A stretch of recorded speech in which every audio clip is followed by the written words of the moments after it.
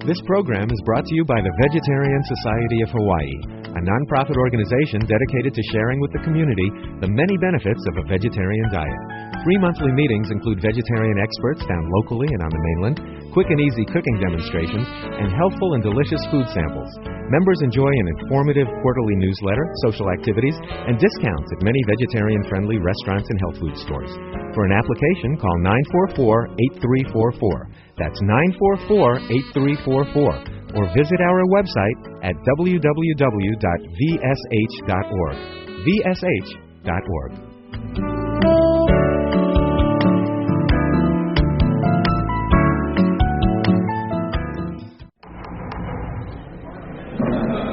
Good evening, everyone.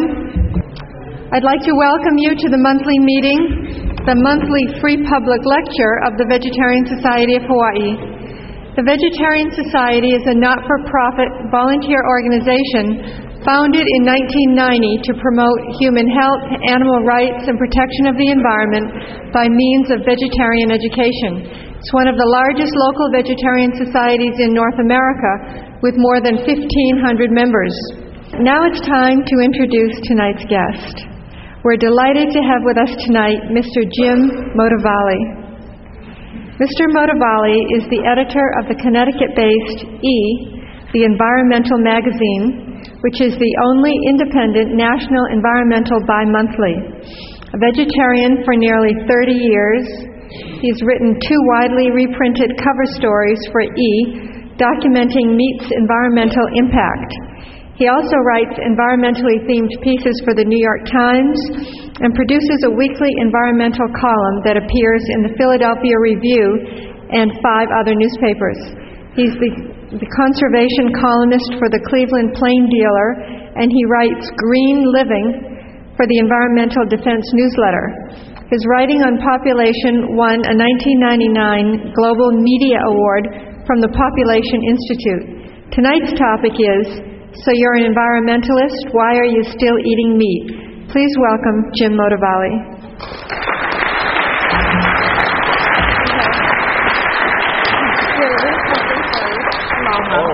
Thank you. Thank you, Marcia. Well, it's great to be here. I've been in Hawaii for about a week now and spent 4 or 5 days in Maui. And had a very good time, got to know a lot of the environmentalists there and some of the environmental issues there. And I've only been on Oahu for about a day and a half, so I'm not quite as familiar with the issues. But I thought before I get to the main theme, I'd talk a little bit about some of the Hawaii issues that I've observed here. And I find them very compelling, and certainly as a journalist, it makes me interested in learning more about them and also in writing about them and making them better known. One of the most interesting ones I find is the rapid disappearance of native flora and fauna here. And I've heard about that before, but it really becomes evident to you when you visit the island. And we went up into the crater, the national park, and we saw these birds, the iwi and the apapani and the Maui creeper.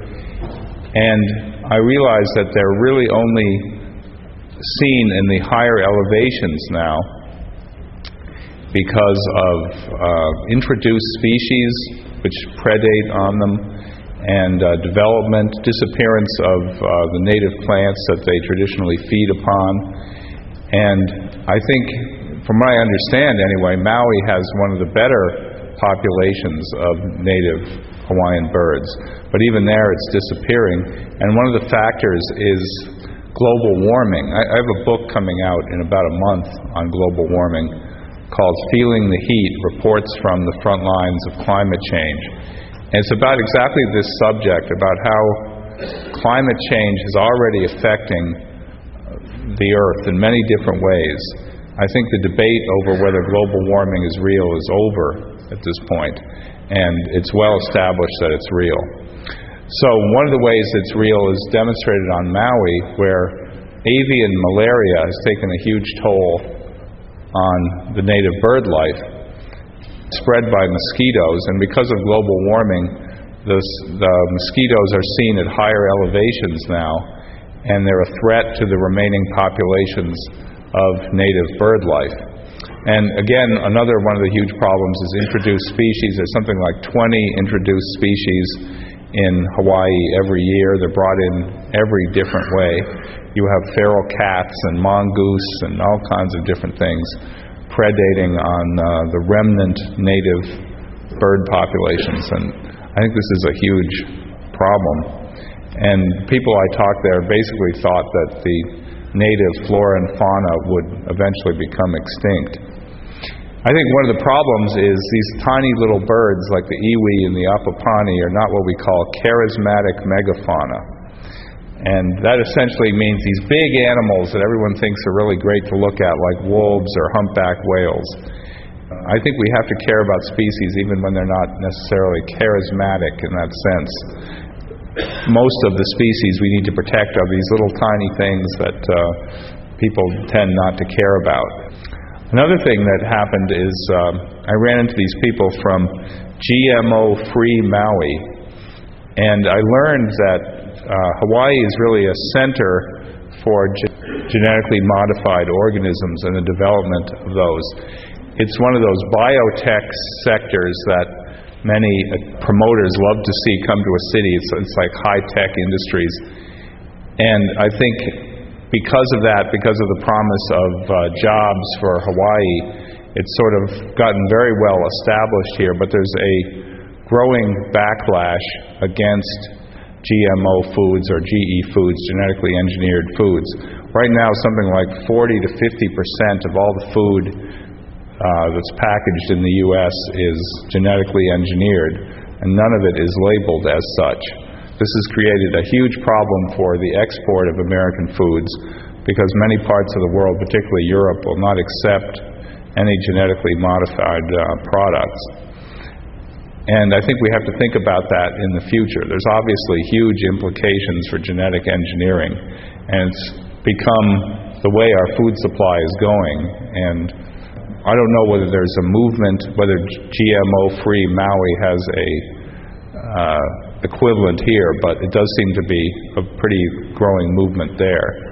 It's very hard to actually have an effect when this is part of the economy of the islands, but I think it's a very important thing to see it happening.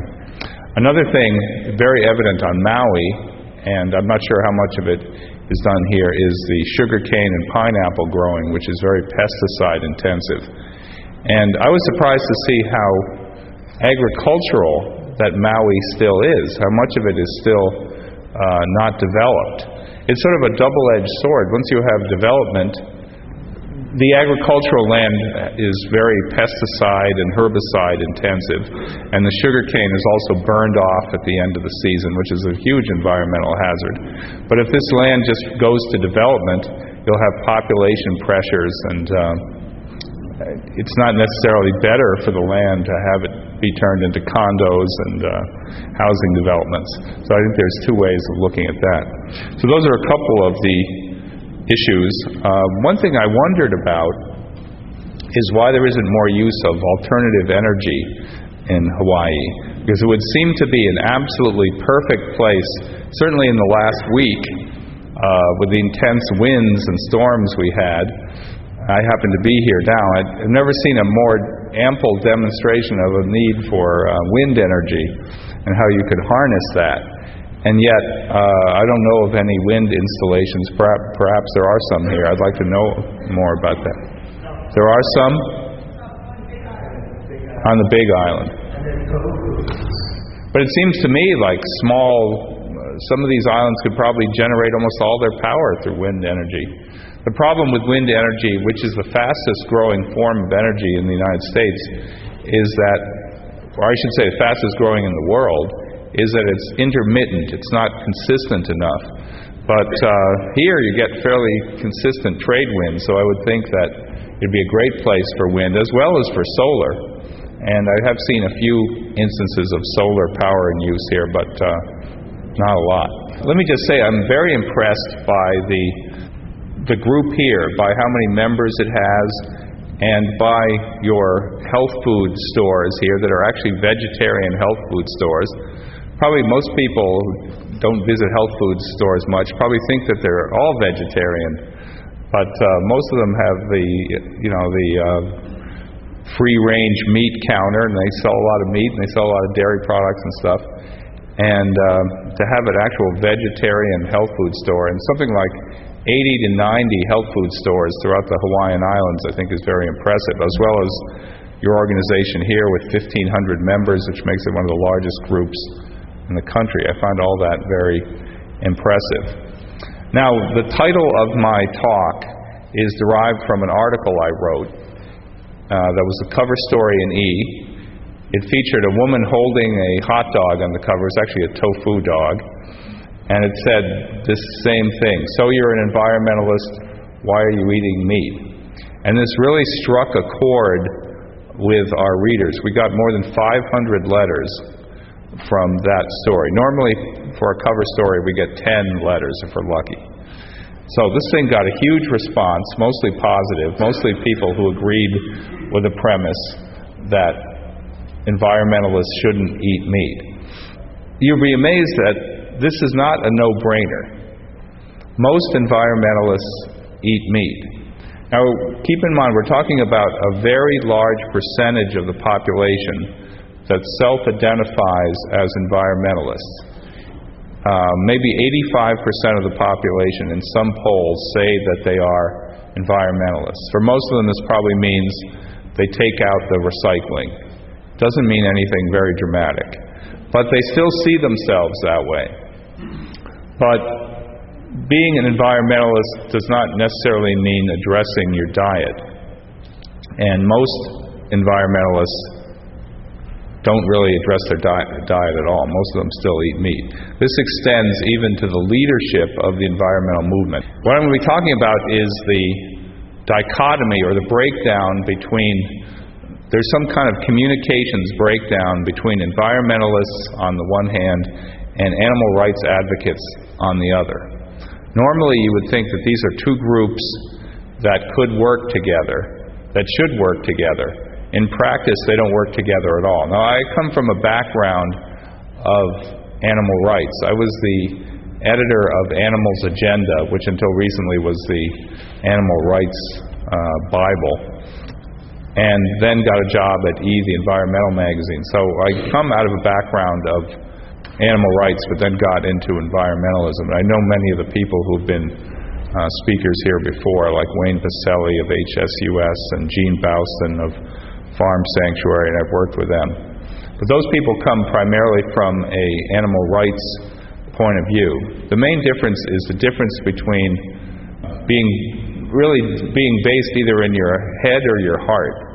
Animal rights people work from their heart. They care about every individual animal, while environmentalists are very science-based.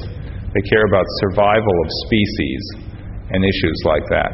But if there was ever a time for these two groups to work together, this is the time.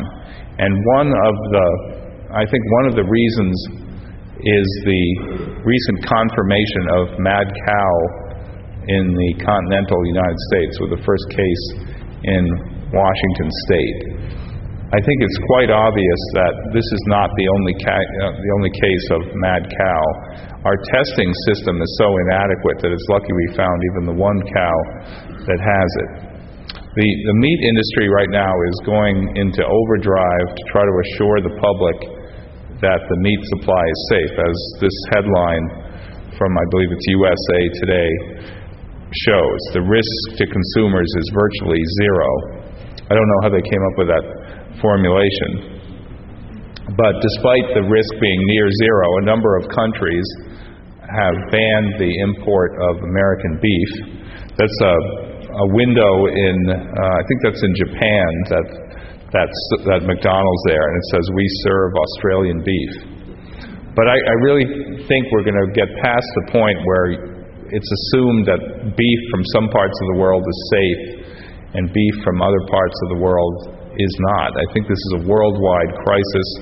We've had mad cow show up in Japan and Europe and the United States, and evidently in Canada too, since that's where the cow originated. And if you look at the practices of the meat industry in addressing what are some of the most obvious ways that mad cow could have spread in the U.S. They were certainly penny wise and pound foolish, and that is nowhere more evident than in the downer cow issue.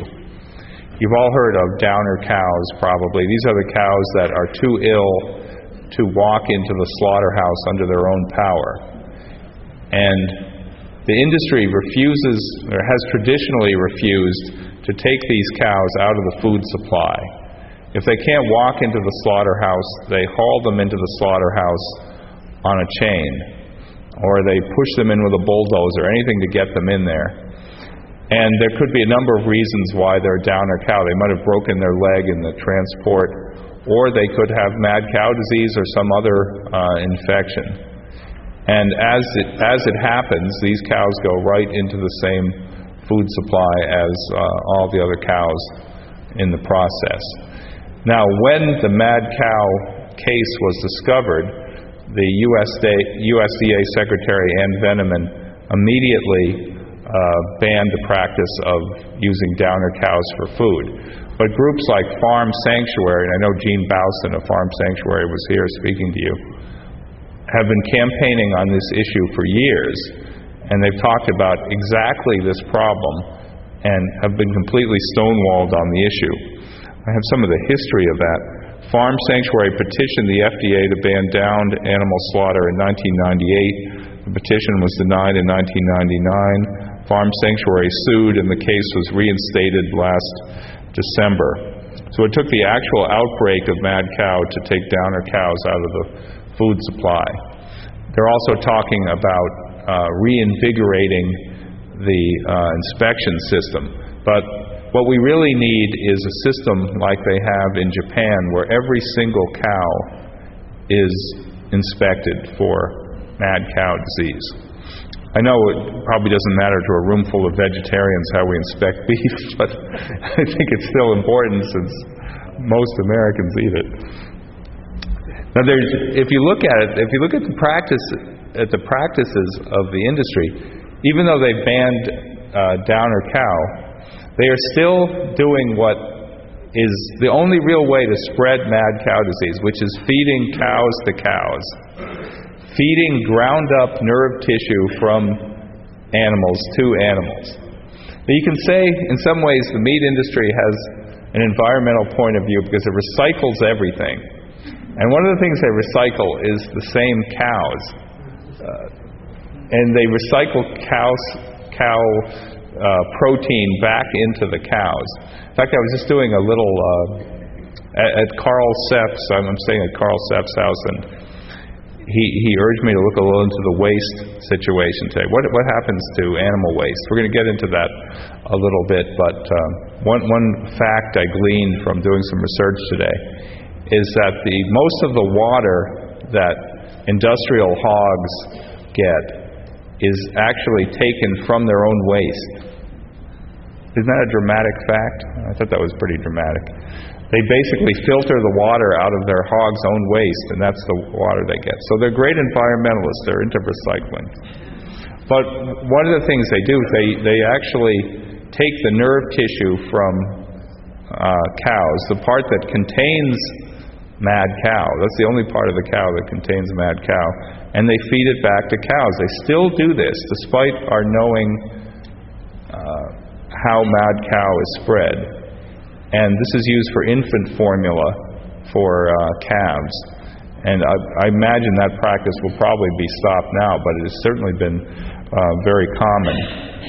Now, E has a whole history of doing stories on this issue. In 1998, we did The Trouble with Meat. That was my story. And it basically looked at, have you all heard of the Oprah case? Have you heard of that? Well, essentially, Howard Lyman, who I think has also been here and is coming here again, he told Oprah a little bit about how hamburgers were made, and she said she wouldn't eat hamburger again. And the beef industry sued under the food disparagement laws. And when we wrote about this, as you see on the cover there, it says food disparagement inside. because I wanted to see if that would provoke a lawsuit from the Cattlemen's Association, but it didn't, unfortunately. So a lot of the things we knew in 1998, this story, which I wrote, had a long sidebar about mad cow disease and how it was spreading in Europe and how it could come here because of downer cows, and it had a picture of downer cows. So it's not like this is new information. Now, groups like the Consumer Reports people are trying to ban the feeding of any rendered product, any rendered animal products to animals. But the beef industry and the whole meat industry is so cost efficient that they, unless they're actually ordered to stop these processes, they won't do that. And that's basically been the record so far. The message that mad cow and other diseases, other meat-borne diseases threaten the public has really not gotten through. And this is John Stauber's book, Mad Cow USA. This book, by the way, if you're interested in learning more about mad cow, is available as a free download on the internet. If you go onto their webpage, you can download the book. And I think the webpage is there if you want to take a look at that. This kind of stuff's a real downer to read. I mean, it's not just downed cows. It's a problem with environmental information. It tends to be so negative. But this book is a very good treatise on mad cow and how it can spread and how it has spread so far. Now I'm going to go through some of the environmental reasons behind giving up on a meat-based diet. And that's why I find it so regrettable that so many environmentalists are not vegetarians, because there are so many very strong environmental reasons. You don't have to care about the cow. You don't have to be heart-based, as I said before. You don't have to come from a compassion viewpoint to stop eating meat. There's lots of very important reasons. I was just reading that it takes 17 gallons of water to produce a pound of beef, and 1 pound of water to produce 1 pound of water per 1 pound of pasta. So it's 17 times more water intensive to produce meat. And that's a factor. Desertification is another factor. What converted me into being a vegetarian 30 years ago was this very simple formula that it takes 8 or 9 kilograms of grain protein to produce 1 kilogram of animal protein. It's a ratio of 8 to 1. I've also seen it rendered as 10 to 1 or 15 to 1, depending on how you look at it. It's the most incredibly inefficient way of producing food. That 8 to 9 pounds of grain could simply be fed to people. The United States is a huge producer of soybeans. Almost all of it gets fed to animals. And it also causes desertification, as we're showing here. That's a growing and intense problem in the United States and around the world, that formerly productive land has been stripped and denuded by cattle grazing. You've all heard of how the rainforests are destroyed for cattle grazing. That's a big problem in Brazil and other rainforest countries, where the rainforest is burned off to make way for pasture land. Once you burn off rainforest, the land is not particularly productive for raising crops because it has very thin topsoil, which I understand is also true of Hawaii. Maybe you can... There's an experiment on Maui where they're trying to grow American hardwoods, and they found that they all got blown over in storms because their roots weren't going down far enough, so that experiment didn't work. But that's essentially what happens in rainforests when you burn them off. It's not particularly productive as farmland, but it works for grazing cattle, and that's part of this growing desertification. Now, the taste for meat, it's great to see 1,500 vegetarians in Hawaii, but unfortunately the trend is towards more and more meat in the diet. For instance, you just look at the way fast food chains operate. They've virtually saturated North America and Alaska and Hawaii with every available space. These are franchise operations. They make money by selling the franchises, and the United States is saturated with fast food joints, so they have to look abroad to expand. That's why you get McDonald's in Hong Kong and everywhere around the world. And partly through the spread of American television programs and the American lifestyle, meat consumption is way up around the world. In Asia, meat consumption doubled between 1970 and 1992, at least until mad cow hit. Japan was the number one export market for U.S. beef and pork. And Japan also is where they've experienced E. coli outbreaks. I did a heartbreaking story for E about E. coli effects, particularly on children. And as you know, E. coli is spread very easily in hamburger. Hamburger is a prime mover of E. coli bacteria because normally it sits on the surface of meat. If you have a steak or something like that and you cook the exterior of it, you're going to kill the E. coli. But in hamburger, the E. coli is ground up and is all through the meat. So if you just cook the outside of it, you're not necessarily killing the E. coli inside. That's why people get sick from E. coli in hamburgers. There was the Jack in the Box incident, and I think it was in Seattle, where a number of children died.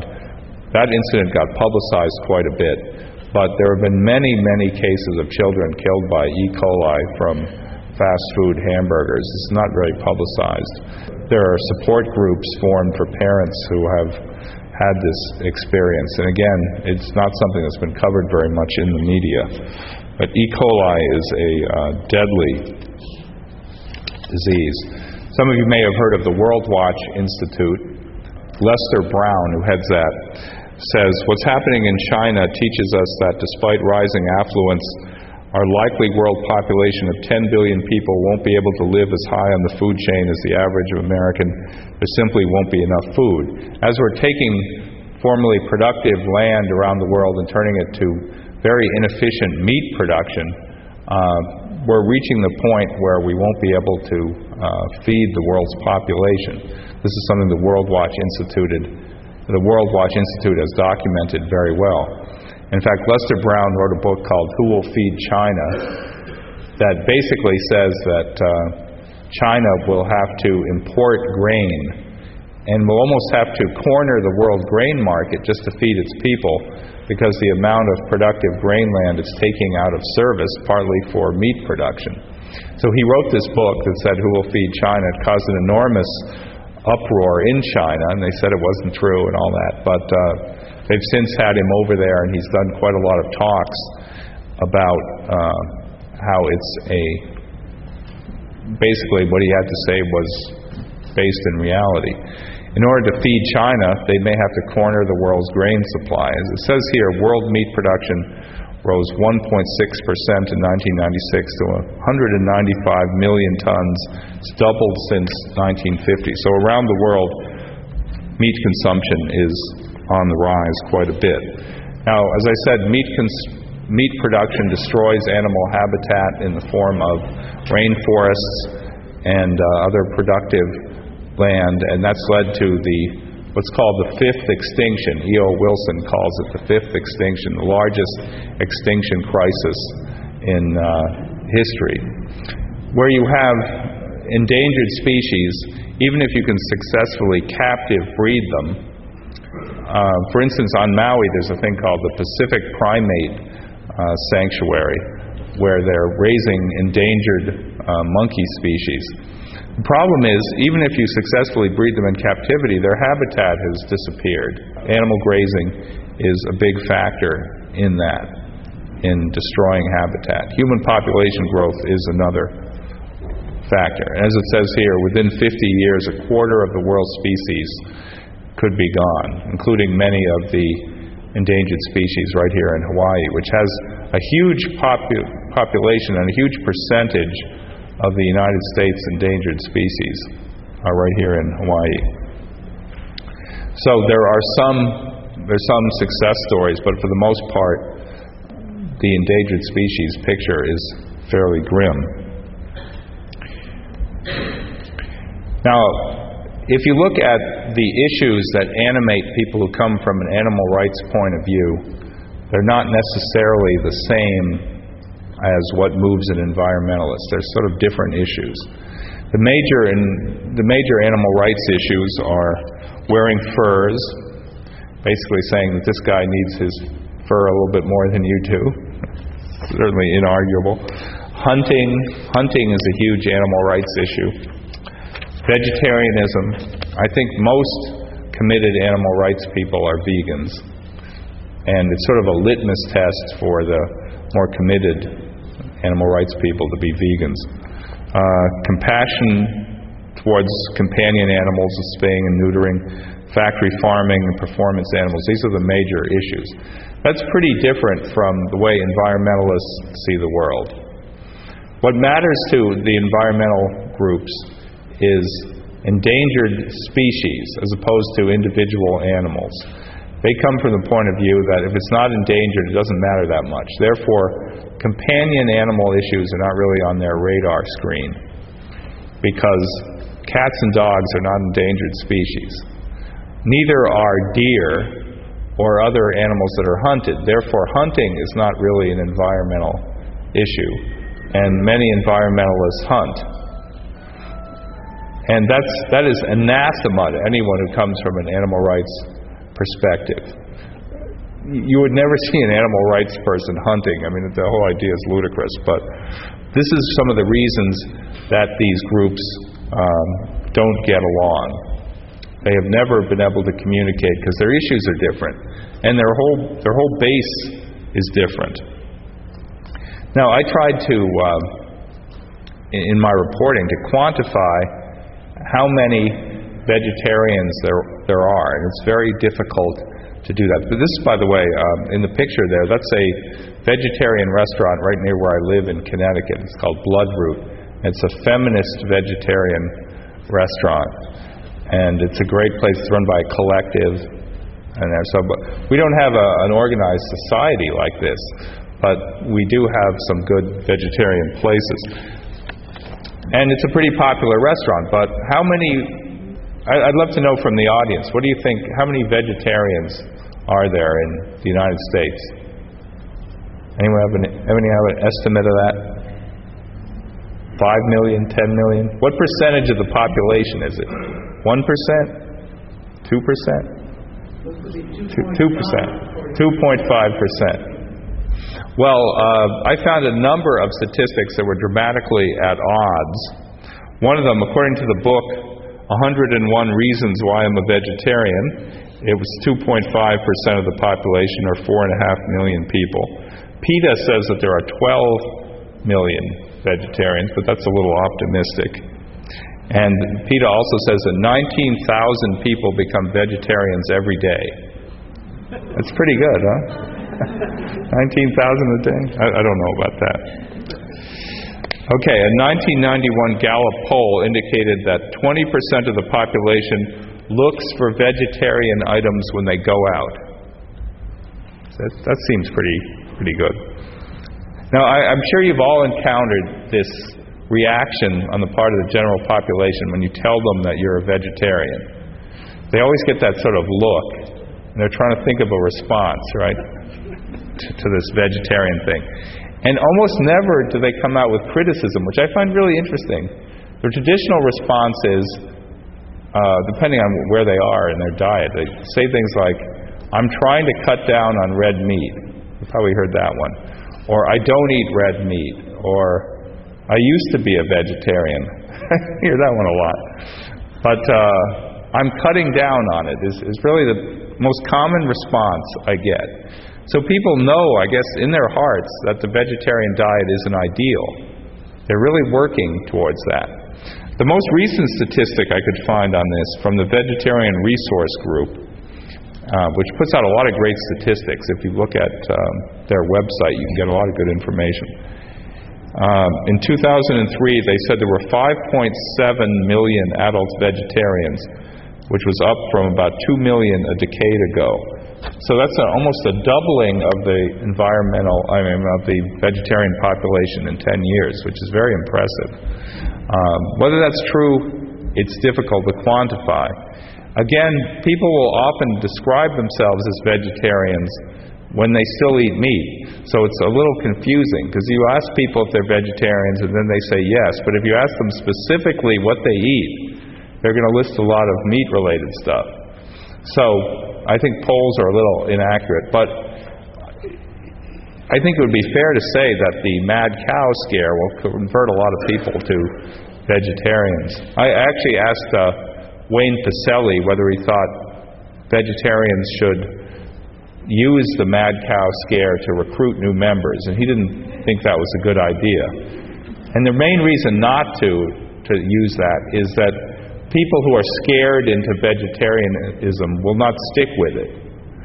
Once they perceive that the crisis is over, that it's safe to go back to eating meat, they'll probably do that. I ask this question sometimes with countries like Cuba, for instance, which now has a lot of organic agriculture. The question to me is it really in their hearts? And will it survive past Castro and the embargoes? Or is it really something they're going to do forever now? I'm not sure. I think you get a lot of fair-weather vegetarians who will switch back to eating meat, because the government is going to go overboard to reassure the public that the meat supply is safe. And the problem with mad cow, for instance, and some other meat-related things, is they have very long incubation periods. There's a case now of a woman in Florida who has full-blown mad cow disease. And this has not been reported very much. They say there's no actual cases of mad cow in the United States. That's not true. There's a full-blown case in Florida. And the woman lived in England like her first 10 years. She's now like 25. So if she contracted mad cow in England, it didn't actually show up for more than a decade after she got it.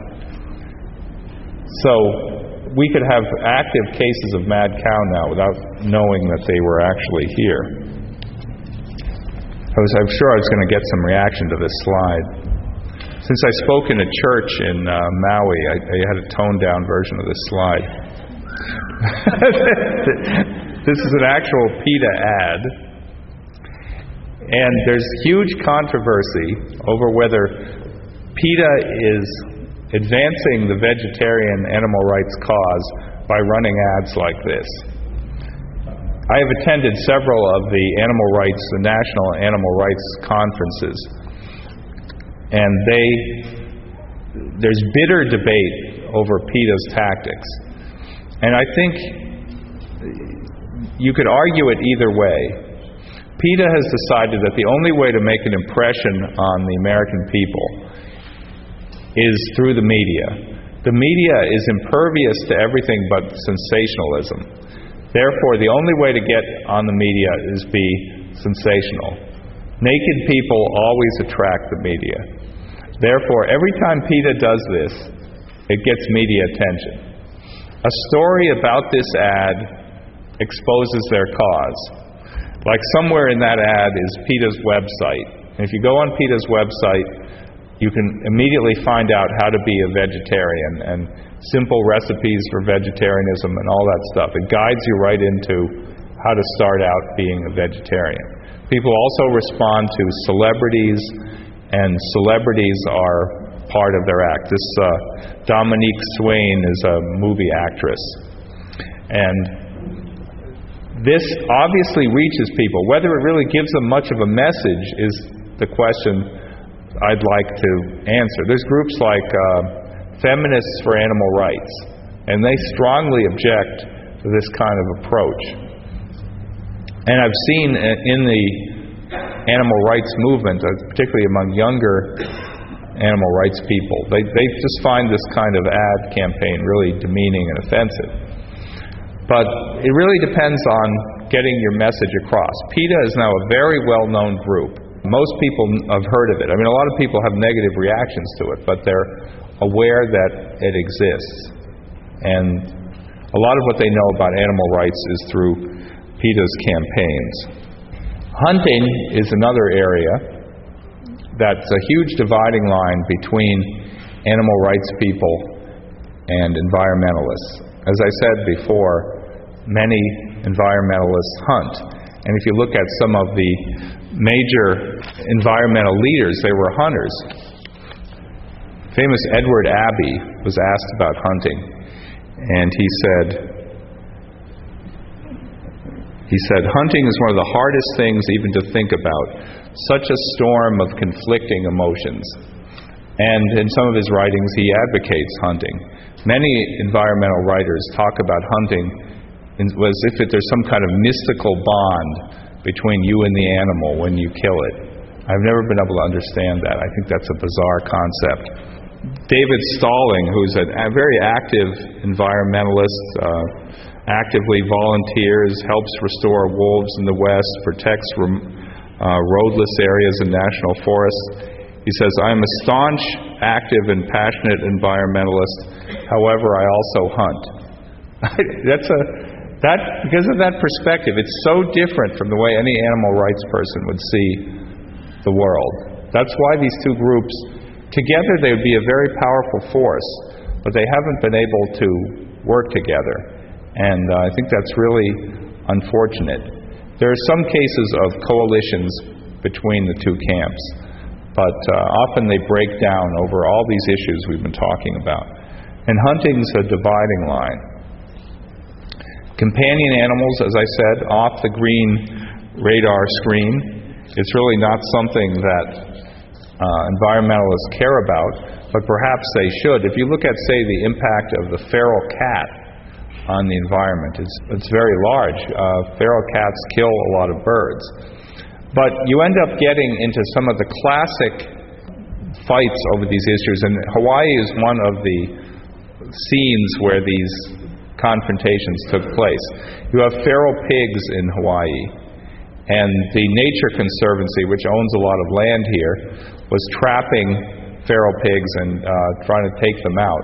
PETA objected to this and actually used helicopters to try to rescue the feral pigs on Hawaii. That's a classic case of the animal rights position meeting the environmentalist position. The environmentalists say these are endangered species, they're going to disappear unless we get rid of these pigs that don't even belong here. The animal rights people say those pigs have rights. Another case that we wrote about in California, there's an island where the remaining native bird population was threatened by rats that had been introduced there. An environmental group got rid of the rats using aerial spraying. Animal rights groups tried to stop it and got involved and said that those rats had rights. And it's a classic confrontation. Neither side is 100% right, and neither side is 100% wrong. Now, factory farming, this to me is an absolute bedrock issue that should get most environmentalists understanding that meat is an environmental issue. Factory farming is so wrong from an environmental perspective that it's not even arguable. The enormous damage caused by the waste from factory farms has been very well documented. Hog waste is a major water polluter, probably the biggest water polluter in America. We have spills of hog waste that dwarf the Exxon Valdez spill in Alaska. There was one spill that I wrote about in North Carolina that dumped 25 million gallons of excrement and urine into the water. This is twice the size of Exxon Valdez. It killed 10 to 14 million fish and closed 364,000 acres of coastal shell fishing beds. It's also led to the spread of this virulent microbe called Pfiesteria, which virtually eats fish and is quite prevalent in the waters of North Carolina.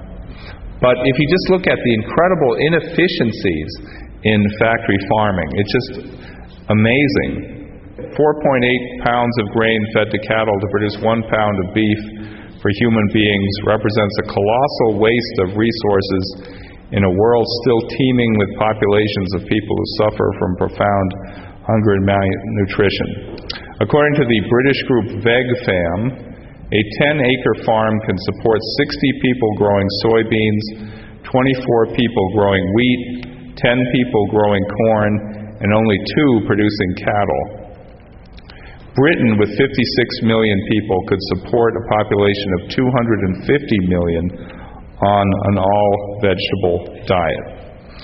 So if we switch to a vegetarian diet, we could be so much more productive in the food we produce. We could virtually end hunger worldwide. Energy-intensive U.S. factory farms generated 1.4 billion tons of animal waste in 1996. This is something like 87,000 pounds of waste per second. And the amount of animal waste is 130 times the amount of human waste that we produce. And virtually most of this hog waste and chicken waste is kept in large lagoons that are very susceptible to breakage and spillage and overflow, and that's how it gets into the water supply. It gets into the groundwater and it flows into rivers. As I mentioned, it's the major source of water pollution in the world. Producing a single hamburger patty uses enough fuel to drive 20 miles and causes the loss of 5 times its weight in topsoil. John Robbins, author of The Food Revolution, estimates that you'd save more water by not eating a pound of California beef than you would by not showering for an entire year. I love statistics like that. Just in terms of the water we waste by producing beef, it's simply incredible. So these are very much environmental issues, and environmentalists have to stop denying their reality. They have to start realizing that if they don't care about the Auschwitz nature of factory farms like this that put pigs in conditions where they can't even stand up or turn around for their entire lives, they don't care about that. There are certainly environmental issues associated with this that they have to care about. Essentially, they're raised in these. This is actually a fairly humane-looking family farm because these pigs can at least move, and these are younger ones. And when they get older, they're in a single stall where they can't even turn around.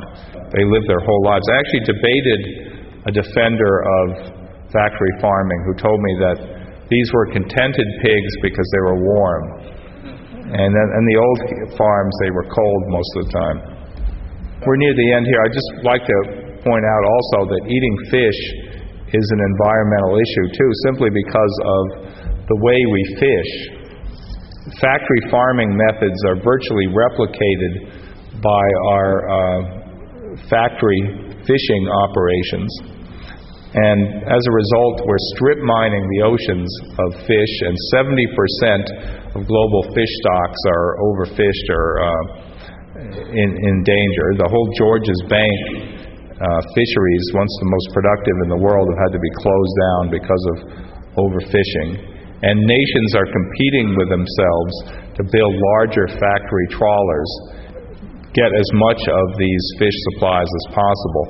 The result is that the fish industry is moving up the food chain. As some of the most popular fish species like cod are depleted, they've switched to what used to be considered junk fish, like orange roughy and others, Chilean sea bass and other things, Patagonian toothfish. They used to not bother, and they used to just throw these back, but now they're overfishing these species. So as I say, they're moving up the food chain, and this is a crisis as serious as the land food animals. That's a Russian trawler, and governments are subsidizing these trawlers, and they've built enormous fleets that are becoming uneconomic to use because there just simply aren't enough fish out there. I think one of the highlights is that one of the positive things is that organic agriculture is on a tremendous roll, something like 20 to 25% growth every year. That's why you haven't really seen it here. You've got down to earth as your chain here, but in the continental U.S. we have these large health food supermarkets like Whole Foods and Wild Oats that are virtually taking over the health food business and they're really indistinguishable from supermarkets. They actually open up in supermarket buildings. And they're doing this because it's such a lucrative industry. Even people who are not vegetarians are switching to more of an organic diet. And very soon, by 2010, 10% of all produce will be organic. You can go into any supermarket in the U.S. and find organic milk and free-range eggs and all these other things. So this has to be seen as a positive step. And also, organic standards have now been established. What's amazing to me is how the meat industry has fought the organic standards and tried to weaken them. And they tried to make it so that you could actually spread sewage sludge on your crops or use pesticides and still have it be declared organic. Fortunately, those movements have been fought off, and the organic standards as they exist now are fairly decent. So if you see something labeled organic, it probably is. And people really trust this. I think that's probably a lot of people who just can't live without meat are buying organic beef now because it's the only way they can still get their precious meat. You know, I had this situation when I got married in 1989. I had a vegetarian wedding, and my relatives who came, first there was a huge controversy in the family over whether we could have a vegetarian wedding, and they said, we can't not eat meat. I said, come on, it's one meal. How could it possibly be that big an issue? One meal? You can't. And it was so much an issue for them that even though I prevailed, they actually left the wedding and went to a McDonald's and then came back. I said, come on, one meal you can't not have? So I guess a lot of people, if they can't eat the regular beef, they're going to have organic beef. So I guess this is progress in a way. So let me stop there, and I would love to take questions from you. I don't know how much more time we have. There's a question in the back. There's still only been about 300 mad cow cases in the world. It's never been a huge epidemic. But one of the things that characterizes it is you start having memory loss and you lose coordination, and eventually you end up like an extreme Alzheimer's patient with you don't recognize anybody, and you die shortly after that because it's a brain disease. So it's similar. I don't know if there's a connection really between the two things, but they have similar effects. I was asked whether we would endorse Dennis Kucinich for president. E is not really in a position. We're a non-profit 501c3 organization, which means we can't endorse or lobby, so we're not really in a position to do that. I think Kucinich is a great guy. He doesn't have a lot of support right now, not enough. I noticed that he has a lot of fans on Hawaii because he came here, right? I think that's great. Yes, as she points out, Dennis Kucinich is a vegan. He's certainly the only even vegetarian presidential candidate. From that point of view, I think he deserves support. I then had a discussion with the Green Party chairman and the Sierra Club, and we talked about the environmental movement and whether they were willing to have their consciousness raised about vegetarianism. And they seem to think that, well, it's a legitimate issue, but it will alienate other sectors of the environmental movement. And so I wanted to ask you, how do you see the environmental movement with the people that you network with being able to achieve some kind of consensus or education or consciousness raising throughout the environmental community about the necessity of changing their diet if they were genuinely environmentalists? One area that I didn't get into was I did a poll of top environmental leaders about what their own personal diets were. And I was amazed to discover that practically none of the world's top environmental leaders are setting an example by following a vegetarian diet. I talk to people you would really expect to be vegetarians, whose groups promote the virtues of a vegetarian diet. And they themselves, I got the same thing you get out of the general public. I'm trying to cut down on red meat, kind of stuff like that. Meat is a really addictive substance. I was just reading, by the way, we just did a story in E that cheese actually contains an addictive substance called casein, and it's almost like a drug. It's like chocolate or something. But meat has a powerful hold on people, and even when they know in their heads, like some of the groups that put out information on desertification and rainforest destruction, some of the rainforest groups, they're not personally vegetarian, which I find surprising. We just did a big story in E called Why Bottle Water? And I think it's an incredible waste of resources to drink bottled water. And if you look at the actual public water supplies in the United States, they are basically very good. 25% of the American people are scared to drink tap water, and that has fueled an enormous bottled water industry.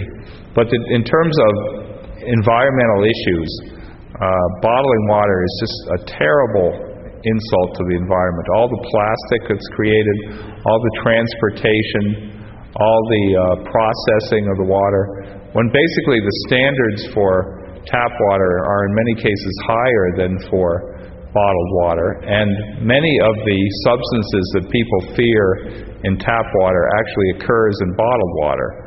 And I went to my local health food store, and there was bottles of Fiji water. I think, how far did that have to be transported? And why is Fiji water any better for me than any other water? I'm just amazed at that. That to me is akin to the rise of the SUV as an inexplicable public craze or some sort of mass delusion. I've never been able to understand. Mad car disease. That's very good. Mad car disease. Let's thank our speaker one more time with a nice round of applause.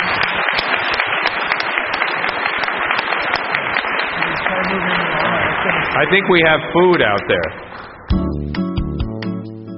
This program is brought to you by the Vegetarian Society of Hawaii, a nonprofit organization dedicated to sharing with the community the many benefits of a vegetarian diet. Free monthly meetings include vegetarian experts found locally and on the mainland, quick and easy cooking demonstrations, and healthful and delicious food samples. Members enjoy an informative quarterly newsletter, social activities, and discounts at many vegetarian-friendly restaurants and health food stores. For an application, call 944-8344. That's 944-8344. Or visit our website at www.vsh.org. vsh.org.